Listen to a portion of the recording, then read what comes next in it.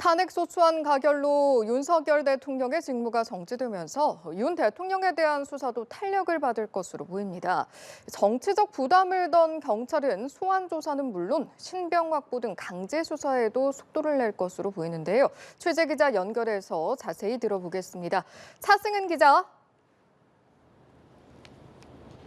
네, 경찰청 국가수사본부에 나와 있습니다. 윤석열 대통령 직무가 정지되면서 경찰은 현직 대통령 수사에 대한 부담을 덜게 됐습니다.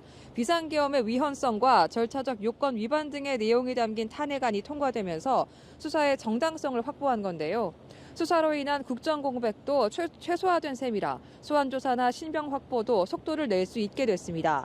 조만간 경찰은 윤 대통령에게 소환조사를 통보하고 일정을 조율할 걸로 전망되는데요. 윤 대통령이 소환에 불응할 경우 긴급 체포에 나설 가능성도 있습니다. 사안이 엄중한 만큼 소환 통보보다 긴급 체포 등 강제 수사에 먼저 착수할 수 있다는 관측도 있습니다. 앞서 경찰은 윤 대통령에 대한 체포영장 신청을 검토하고 있다고 밝힌 바 있습니다. 또 한남동 관저와 윤 대통령의 통신 내역 등에 대한 압수수색 가능성도 열어놨는데요.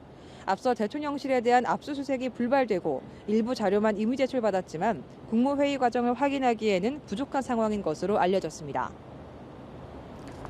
경찰은 최근 경찰 수뇌부 신병을 확보하고 비상계엄 선포 전 국무회의에 참석한 국무위원들도 조사하면서 수사망을 좁혀가고 있다고요?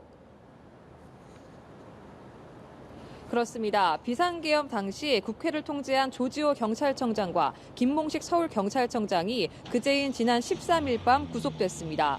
두 청장은 계엄 선포 직전 서울 삼청동 대통령 안가에서 윤석열 대통령을 만나 계엄 관련 지시가 담긴 문건을 받았는데요. 두 청장이 해당 문건을 갖고 있지 않다고 주장하면서 경찰은 이 문건을 찾기 위해 공관 압수수색 등 추가 수사를 검토하고 있습니다.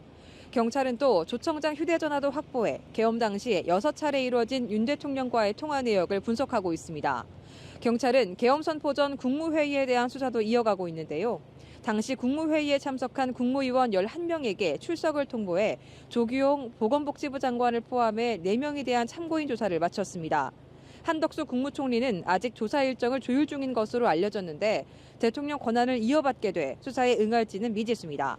지금까지 경찰청 국가수사본부에서 연합뉴스TV 차승은입니다.